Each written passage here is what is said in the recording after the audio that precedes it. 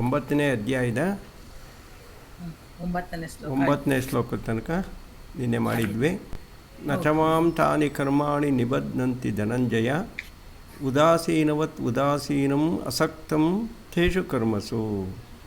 ನಾನು ಇಡೀ ಜಗತ್ತನ್ನೇ ಸೃಷ್ಟಿ ಮಾಡುವ ಕರ್ಮದಲ್ಲಿ ತೊಡಗಿದ್ರೂ ಕೂಡ ಆ ಕರ್ಮವು ನನ್ನನ್ನು ಬಂಧಿಸುವುದಿಲ್ಲ.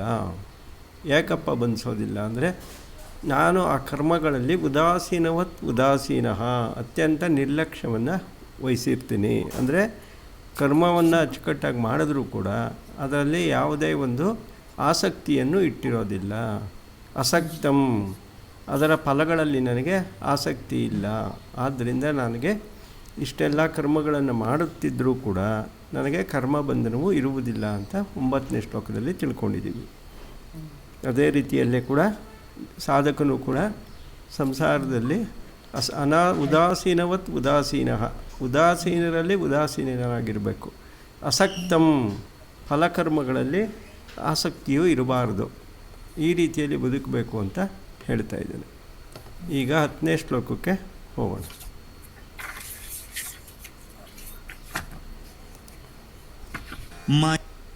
ಮಯಾಧ್ಯಕ್ಷೇಣ ಪ್ರಕೃತಿ ಸೂಯತೆ ಸಚರಾಚರಂ ಹೇತುನಾನೇನ ಕೌಂತೇಯ ಜಗದ್ವಿಪರಿವರ್ತತೆ.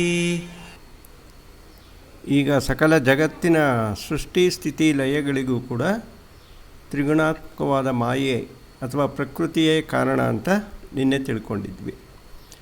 ಈ ಪ್ರಕೃತಿಯೂ ಕೂಡ, ತ್ರಿಗುಣಾತ್ಮಕವಾದ ಮಾಯೆ ಎಂಬ ಪ್ರಕೃತಿಯೂ ಕೂಡ ಈ ಜಗತ್ತನ್ನು ಸೃಷ್ಟಿ ಮಾಡ್ತಾಯಿದೆ.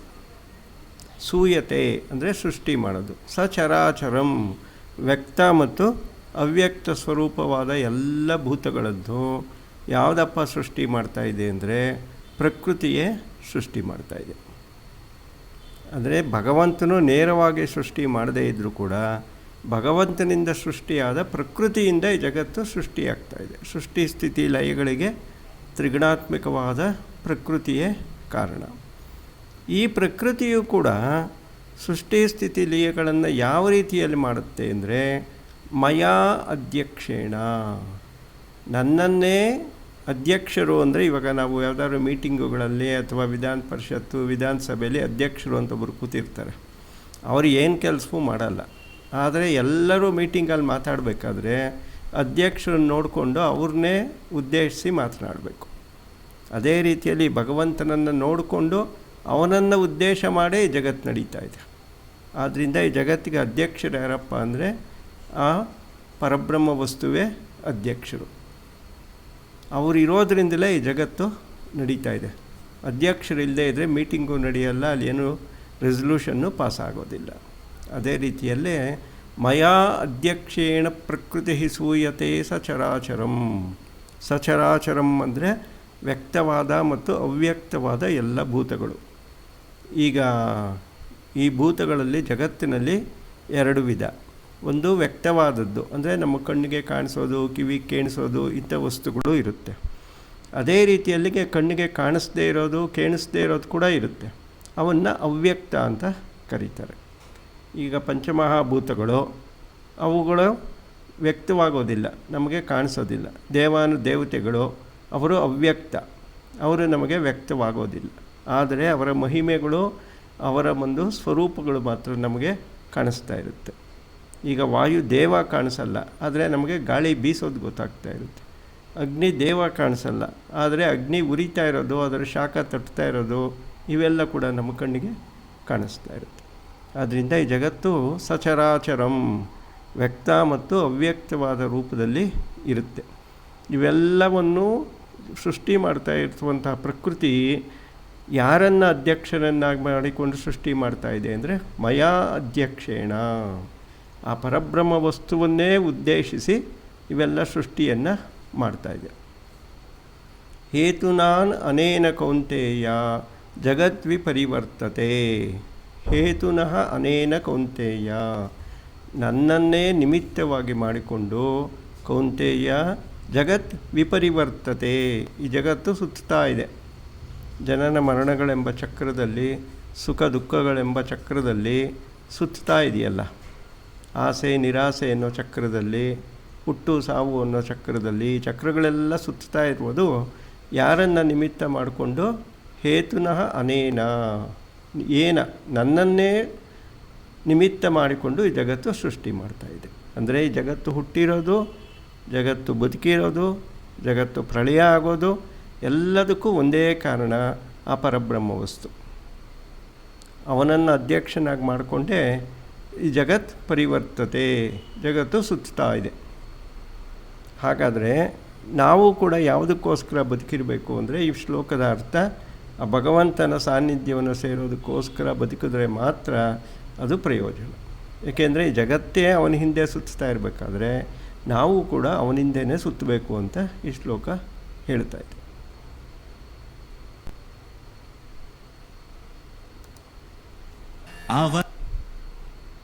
ಅವಜಾನಂತಿ ಮಾಂ ಮೂಢಾ ಮಾನುಷೀಂ ತನುಮಾಶ್ರಿತಂ ಪರಂ ಭಾವಮಜಾನಂತೋ ಮಮ ಭೂತಮಹೇಶ್ವರಂ. ಹೀಗೆ ಇರುವಾಗ ಈ ಜಗತ್ತಿನಲ್ಲಿ ಎಲ್ಲರ ಹೃದಯದಲ್ಲಿ ಯಾರಿದ್ದಾನೆ? ಆ ಪರಬ್ರಹ್ಮ ವಸ್ತುವೇ ಆತ್ಮಸ್ವರೂಪದಲ್ಲಿ ಇದ್ದಾನೆ. ಅವನನ್ನು ಅಧ್ಯಕ್ಷನನ್ನಾಗಿ ಮಾಡಿಕೊಂಡು, ಅವನನ್ನು ನಿಮಿತ್ತ ಮಾಡಿಕೊಂಡು ಈ ಜಗತ್ತೆಲ್ಲ ಸುತ್ತಾ ಇದೆ. ಹೀಗಿರಬೇಕಾದ್ರೆ ಎಲ್ಲರಿಗೂ ಆ ಪರಮಾತ್ಮ ಗೊತ್ತಿರಬೇಕಲ್ವ. ಈಗ ಒಂದು ಚಕ್ರಕ್ಕೆ ಮಧ್ಯದಲ್ಲಿ ಕೀಲಿರುತ್ತೆ, ಆ ಕೀಲನ್ನೇ ನಂಬಿಕೊಂಡೇ ಸುತ್ತಾ ಇರುತ್ತೆ ಚಕ್ರ. ಆ ಕೀಲು ಕಿತ್ತೋದ್ರೆ ಚಕ್ರ ಬಿದ್ದೋಗುತ್ತೆ. ಅದೇ ರೀತಿಯಲ್ಲಿ ಜಗತ್ತೆಂಬ ಚಕ್ರಕ್ಕೆ ಭಗವಂತನೇ ಕೀಲು. ಹೀಗಿರುವಾಗ ಅವನು ನಮಗೆ ಗೊತ್ತಾಗಬೇಕಲ್ಲ. ಅಂದರೆ ಶ್ರೀಕೃಷ್ಣ ಹೇಳ್ತಾ ಇದ್ದಾನೆ, ಅವಜಾನಂತಿ ಮಾಂ ಮೂಢ. ಮೂಢರು ಅಂದರೆ ಆತ್ಮಜ್ಞಾನವಿಲ್ಲದ ಜನರು. ಅದಕ್ಕೆ ಭಜ ಗೋವಿಂದಂ ಗೋವಿಂದಂ ಭಜ ಮೂಢಮತೆ ಅಂತ ಹೇಳ್ತಾ ಇದೆ. ಮೂಢ ಅಂದರೆ ಅರ್ಥ ಆತ್ಮಜ್ಞಾನದ ಅರಿವಿಲ್ಲದವರೇ ಮೂಢರು. ಹೀಗೆ ಆತ್ಮಜ್ಞಾನವಿಲ್ಲದ ಅರಿವಿಲ್ಲದ ಮೂಢರು ನನ್ನನ್ನು ತಿಳಿದುಕೊಳ್ಳೋದಿಲ್ಲ. ಈ ಶರೀರದಲ್ಲಿ ಹೃದಯ ಸ್ಥಳದಲ್ಲೇ ಆ ಭಗವಂತನು ನೆಲೆಸಿದ್ರು, ಈ ಶರೀರದಲ್ಲೇ ಸಕಲ ದೇವತೆಗಳು ನೆಲೆಸಿದ್ರು ಕೂಡ ಮೂಢರಿಗೆ, ಯಾರಿಗೆ ಆಧ್ಯಾತ್ಮವು ಗೊತ್ತಿಲ್ವೋ, ಆತ್ಮಜ್ಞಾನವು ಇಲ್ಲವೋ, ಅವರು ಅವಜಾನಂತಿ, ಅವರಿಗೆ ತಿಳ್ಕೊಳ್ಳೋದಕ್ಕೆ ಸಾಧ್ಯ ಇಲ್ಲ. ಯಾರನ್ನು? ಮಾನುಷೀಂ ತನುಂ ಆಶ್ರಿತಂ, ಮನುಷ್ಯನ ಶರೀರವನ್ನು ಆಶ್ರಯ ಮಾಡಿರುವ ನನ್ನನ್ನು, ಅಂದರೆ ಪರಬ್ರಹ್ಮ ಸ್ವರೂಪವಾದ ನನ್ನನ್ನು ಮೂಢರು ತಿಳಿದುಕೊಳ್ಳುವುದಿಲ್ಲ. ಒಳಗೇ ಇದ್ದಾನೆ, ತುಂಬ ಹತ್ತಿರದಲ್ಲೇ ಇದ್ದಾನೆ, ಆದರೂ ಕೂಡ ಅವರಿಗೆ ಅವನು ಕಾಣಿಸ್ತಾ ಇಲ್ಲ.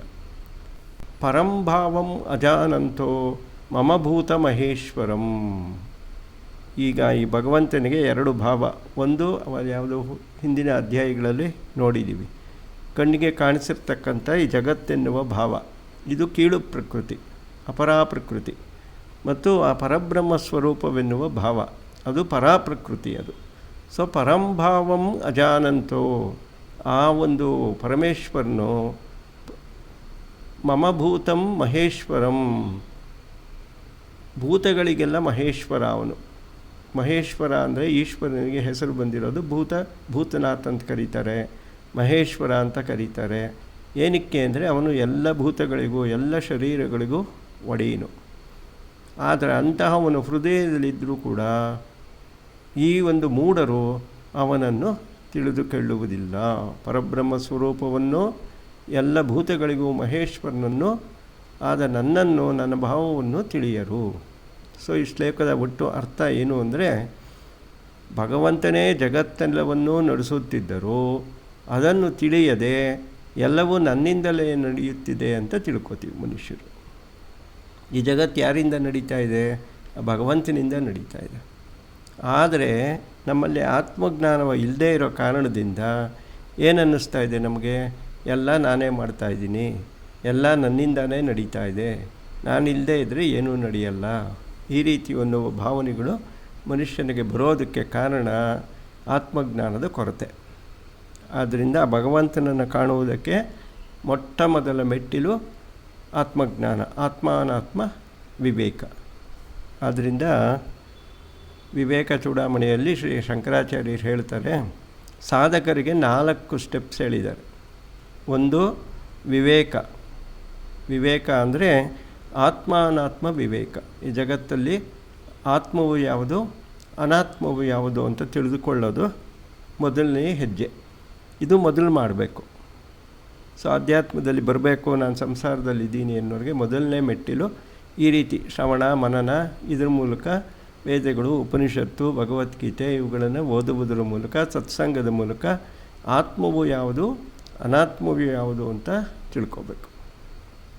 ಒಂದು ಸರಿ ವಿವೇಕವು ಬಂದ ಮೇಲೆ ಏನಾಗುತ್ತೆ, ಆತ್ಮದಲ್ಲಿಯೇ ಮನಸ್ಸು ನಿಂತಿರೋದ್ರಿಂದ ಅನಾತ್ಮವಾದ ಈ ಜಗತ್ತು, ಈ ಸಂಸಾರದ ಮೇಲೆ ವೈರಾಗ್ಯ ತಾನಾಗೇ ಬಂದ್ಬಿಡುತ್ತೆ. ಆದ್ದರಿಂದ ಮೊದಲು ವಿವೇಕ ಬಂದ ನಂತರ ಆತ್ಮದ ಮೇಲೆ ಮನಸ್ಸು ಹೋಗೋದ್ರಿಂದ ಅನಾತ್ಮವಾದ ಈ ಶರೀರ, ಈ ಸಂಸಾರ, ಈ ಆಸೆಗಳು, ದುಃಖಗಳು ಇವುಗಳ ಮೇಲೆ ವೈರಾಗ್ಯ ತಾನಾಗೇ ಬರುತ್ತೆ. ಸೊ ಎರಡನೇ ಹೆಜ್ಜೆ ವೈರಾಗ್ಯ. ಆ ವಿವೇಕ ಆಯಿತು, ವೈರಾಗ್ಯ ಆಯಿತು. ಇನ್ನು ಮೂರನೇದು ಷಟ್ ಸಾಧನ ಸಂಪತ್ತಿ ಅಂತ ಕರೀತಾರೆ. ಷಟ್ ಸಾಧನ ಸಂಪತ್ತಿ ಅಂದರೆ 6 ಸಾಧನೆಗಳನ್ನು ಶಂಕರಾಚಾರ್ಯರು ಹೇಳಿದ್ದಾರೆ. ಶಮ, ಧಮ, ಉಪರತಿ, ತಿತಿಕ್ಷಾ, ಶ್ರದ್ಧಾ, ಸಮಾಧಾನ. ಈ ರೀತಿ 6 ಸಾಧನೆಗಳನ್ನು ನಾವು ಮಾಡಬೇಕಾಗುತ್ತೆ. ಈ 6 ಸಾಧನೆಗಳನ್ನು ಮಾಡಿದ ಮೇಲೆ ಮುಮುಕ್ಷತ್ವ ಅಂದರೆ ಮೋಕ್ತುಮಿಚ್ಛಾ ಮುಮುಕ್ಷುತ, ನಾನು ಮುಕ್ತನಾಗಬೇಕು ಅಂತ ನಮ್ಮಲ್ಲಿ ಬಯಕೆ ಹುಟ್ಟುತ್ತಲ್ಲ, ಅದೇ ಮುಮುಕ್ಷತ್ವ. ಈ 4 ಬಂದ ಮೇಲೆ ನಮಗೆ ಮೋಕ್ಷ ಪ್ರಾಪ್ತಿ ಆಗುತ್ತೆ. ಆದ್ದರಿಂದ ಮೂಢರಾಗಿರೋದ್ರಿಂದ ನಾವೇನಾಗಬೇಕು, ಬುದ್ಧಿವಂತರಾಗಬೇಕು. ಮೂಢರಾದ ಜನಗಳು ಎಲ್ಲವೂ ನನ್ನಿಂದಲೇ ನಡೀತಾ ಇದೆ ಅಂತ ತಿಳ್ಕೊತಾನೆ. ಯಾರಿಗೆ ಆತ್ಮಜ್ಞಾನವಾಗಿದೆಯೋ, ಜಗತ್ತಿನಲ್ಲಿ ಭಗವಂತನ ಮಹಿಮೆ ಗೊತ್ತಿದೆಯೋ, ಅವರು ನನ್ನದೇನೂ ಇಲ್ಲ, ಎಲ್ಲವೂ ಭಗವಂತನೇ ನಡೆಸ್ತಾ ಇದ್ದಾನೆ ಅಂತ ತಿಳ್ಕೊತಾರೆ. ಯಾವಾಗ ಎಲ್ಲವೂ ಭಗವಂತನೇ ನಡೆಸ್ತಾ ಇದ್ದಾನೆ ಅಂತ ನಮಗೆ ಬರುತ್ತೋ ಆಗ ಅಹಂಕಾರ ತಾನಾಗೆ ಹೊರಟೋಗುತ್ತೆ. ಅಹಂಕಾರ ಯಾವಾಗ ಹೋಗುತ್ತೋ ಆವಾಗ ಮೋಹವೂ ಹೊರಟೋಗುತ್ತೆ. ಏಕೆಂದರೆ ಇವೆಲ್ಲ ತಮೋಗುಣದ ಮಹಿಮೆಗಳಿವೆಲ್ಲ, ಅಹಂಕಾರ, ಮೋಹ ಇವೆಲ್ಲ. ಹೀಗೆ ಹೋಗ್ತಾ ಹೋಗ್ತಾ ನಮ್ಮಲ್ಲಿ ಸತ್ವಗುಣ ತಾನಾಗೆ ಅಭಿವೃದ್ಧಿ ಆಗುತ್ತೆ.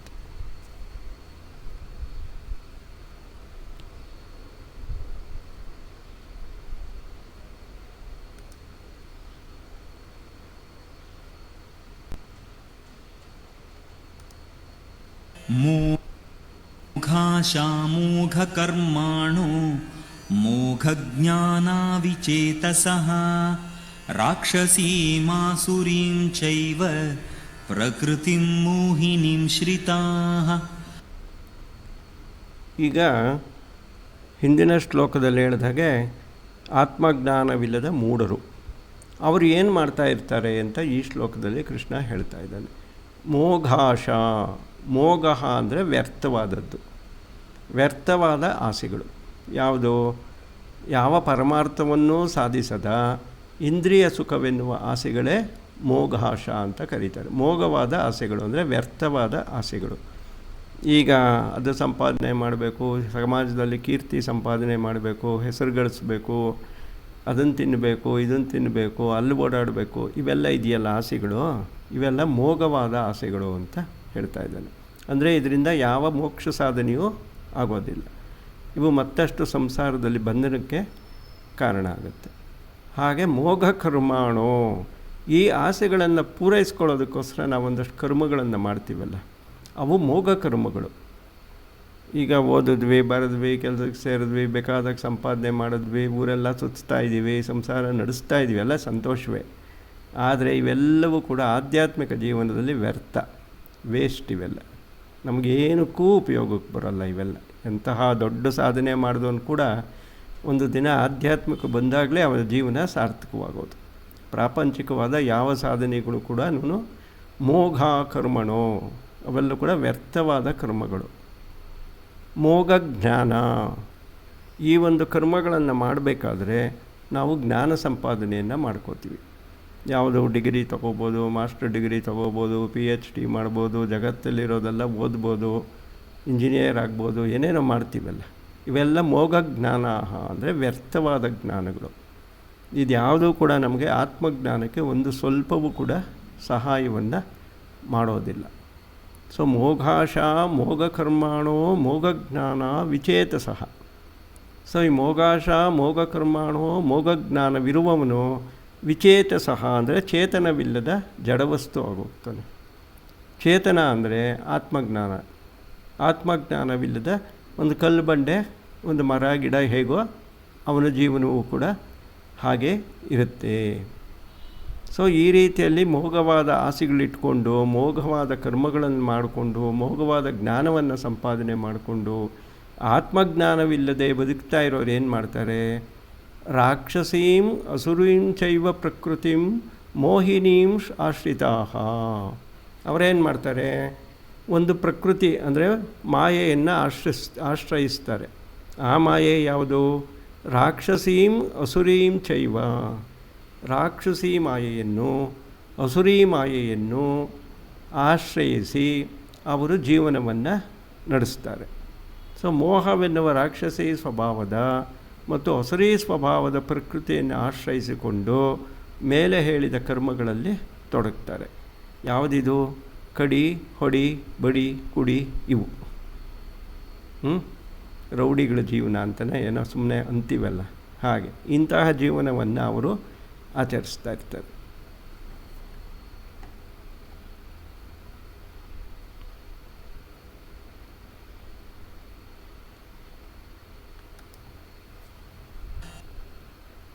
ಮಹಾತ್ಮಾನಸ್ತು ಮಾಂ ಪಾರ್ಥ ದೈವೀಂ ಪ್ರಕೃತಿಮಾಶ್ರಿತಾಃ ಭಜಂತ್ಯನನ್ಯಮನಸೋ ಜ್ಞಾತ್ವಾ ಭೂತಾದಿಮವ್ಯಯಂ.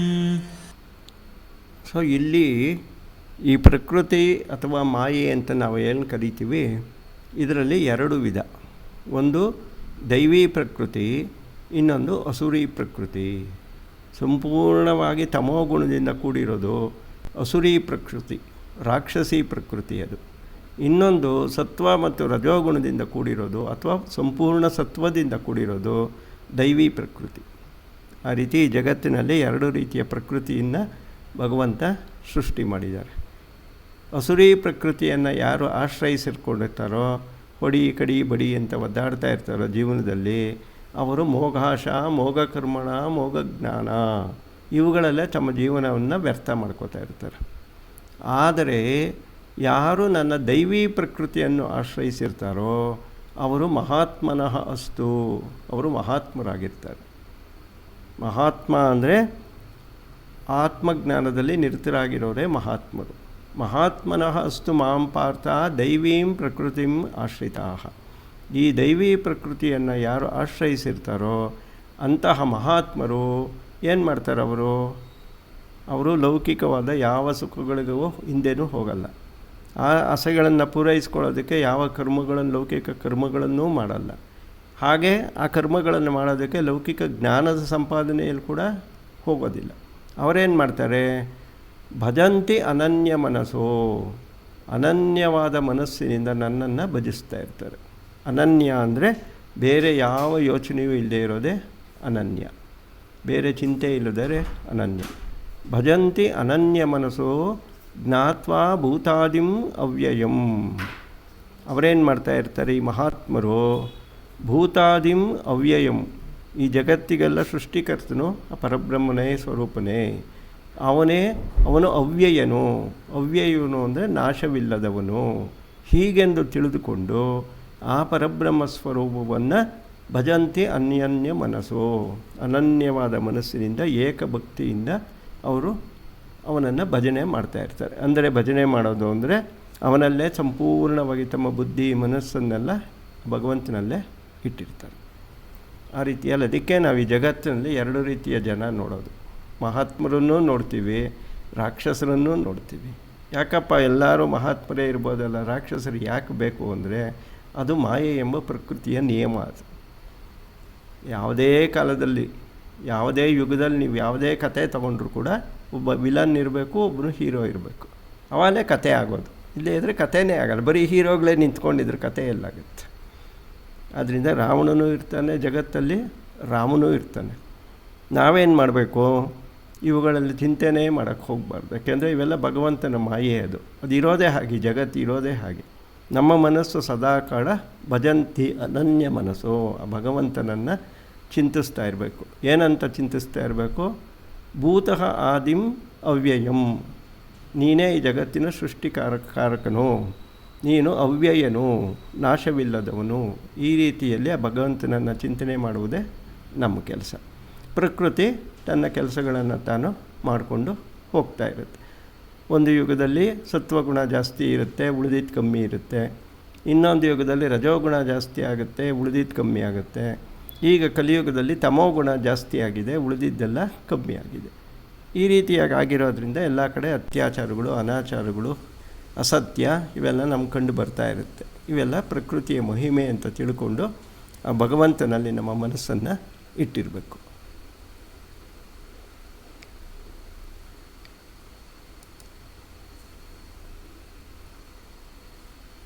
ಸತತಂ ಕೀರ್ತಯಂತೋ ಮಾಂ ಯತಂತಶ್ಚ ದೃಢವ್ರತಾಃ ನಮಸ್ಯಂತಶ್ಚ ಮಾಂ ಭಕ್ತ್ಯಾ ನಿತ್ಯಯುಕ್ತಾ ಉಪಾಸತೆ. ಹೀಗೆ ಆ ಮಹಾತ್ಮರಾದವರು ಏನು ಮಾಡ್ತಾರೆ? ಸತತಂ ಕೀರ್ತಿಯಂತೋ ಮಾಂ, ನನ್ನ ಕೀರ್ತಿಯನ್ನು ಸತತವಾಗಿ ಹೊಗಳ್ತಾ ಇರ್ತಾರೆ. ಯಾವುದು ಕೀರ್ತಿ ಇದೆ? ಸಕಲ ಜಗತ್ತಿಗೆ ಸೃಷ್ಟಿಗೆ ಕಾರಣ ಆ ಪರಬ್ರಹ್ಮ ವಸ್ತು, ಅದು ಅವಿನಾಶಿ, ಅದು ಎಲ್ಲೆಲ್ಲಿಯೂ ಇರುತ್ತೆ, ಅದಕ್ಕೆ ನಾಶವಿಲ್ಲ. ಈ ರೀತಿಯಲ್ಲಿ ಅವನ ಕೀರ್ತಿಯನ್ನು ಸತತವಾಗಿ ಬೇರೆ ಯಾವ ಯೋಚನೆಯನ್ನು ಮಾಡದೆ, ಒಂದು ಕ್ಷಣವೂ ಬಿಡದೆ ಅವರು ಕೀರ್ತಿನೇ ಮಾಡ್ತಾ ಇರ್ತಾರೆ, ಅಂದರೆ ಹೊಗಳ್ತಾ ಇರ್ತಾರೆ. ಯತಂಚಶ್ಚ ದೃಢವ್ರತಾಃ, ಹೇಗೆ ಹೊಗಳ್ತಾ ಇರ್ತಾರೆ ಅಂದರೆ ಯತ್ನಶೀಲರಾಗಿ, ಅಂದರೆ ಸಾಧನೆಯಲ್ಲಿ ತೊಡಗಿದ್ದು, ದೃಢವ್ರತರಾಗಿ, ಅಂದರೆ ನಾನು ಈ ಸಾಧನೆಯಿಂದ ಯಾವ ಕಾರಣಕ್ಕೂ ಪಕ್ಕಕ್ಕೆ ಹೋಗಬಾರ್ದು, ಯಾವುದೇ ಕಷ್ಟದಲ್ಲೂ ಈ ಸಾಧನೆಯನ್ನು ನಾನು ಬಿಡಬಾರ್ದು ಅನ್ನುವುದೇ ದೃಢವ್ರತ.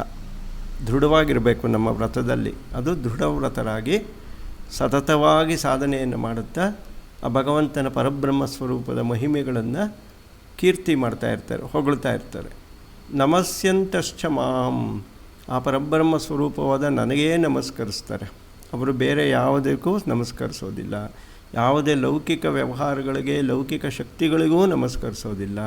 ಸದಾಕಾಲ ಪರಬ್ರಹ್ಮ ಸ್ವರೂಪನಾದ ಭಗವಂತನಿಗೆ ಮಾತ್ರ ನಮಸ್ಕರಿಸ್ತಾ ಇರ್ತಾರೆ. ನಮಸ್ತಂತಶ್ಚ ಮಾಂ ಭಕ್ತ್ಯಾ, ಹೇಗೆ ಭಕ್ತಿಯಿಂದ ನಮಸ್ಕರಿಸ್ತಾ ಇರ್ತಾರೆ. ನಿತ್ಯಯುಕ್ತ, ಸದಾಕಾಲವೂ ನಿತ್ಯಯುಕ್ತರಾಗಿರೋದು ಅಂದರೆ ನಿತ್ಯಶೀಲರಾಗಿರೋದು, ಸದಾಕಾಲವೂ ಇರೋದು. ಉಪಾಸತೆ, ಉಪಾಸನೆ ಮಾಡ್ತಾ ಇರ್ತಾರೆ ಅಂದರೆ ಅದನ್ನು ಆಚರಣೆಗೆ ಜೀವನದಲ್ಲಿ ತರ್ತಾ ಇರ್ತಾರೆ. ಉಪಾಸನೆ ಮಾಡೋದು ಅಂದರೆ ಜೀವನದಲ್ಲಿ ಆಚರಣೆಗೆ ತರೋದು, ಅದೇ ಉಪಾಸನೆ. ಆದ್ದರಿಂದ ನಮ್ಮಲ್ಲಿ ಯಾವುದು ಆ ಭಗವಂತನಲ್ಲಿ ಜ್ಞಾನ ಇದೆ, ಅವನೇ ಅತ್ಯಂತ ಶ್ರೇಷ್ಠ ಅಂತ ಗೊತ್ತಿದೆ, ಅದನ್ನು ಜೀವನದಲ್ಲಿ ಅಳವಡಿಸ್ಕೊಂಡು ಅದೇ ರೀತಿಯಲ್ಲಿ ಬದುಕ್ತಾ ಇರ್ತಾರೆ. ಸೊ ಸದಾಕಾಲ ಪರಬ್ರಹ್ಮ ಚಿಂತನೆಯಲ್ಲೇ ನಿರತರಾಗಿರ್ತಾರೆ. ಅವರೇ ಮಹಾತ್ಮರು. ಸೊ ಇಲ್ಲಿವರೆಗೂ 14 ಶ್ಲೋಕಗಳಿಗೆ ಬಂದಿದ್ದೀವಿ. ಈ ಪ್ರಶ್ನೋತ್ತರ ಇದ್ದರೆ ತಗೊಳ್ಳೋಣ.